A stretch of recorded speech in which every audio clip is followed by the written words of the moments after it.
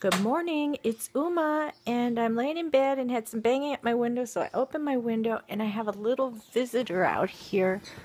Let me see if you can see him.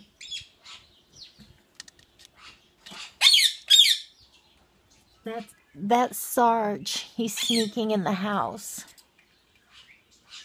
Sarge? What are you doing, Sarge? Sarge? Say hello. Say hello.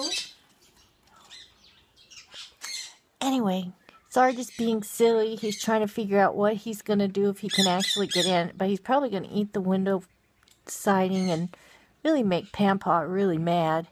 Because he's got to fix all this damage these birds do. But he sure is cute. Look at that cute little bird.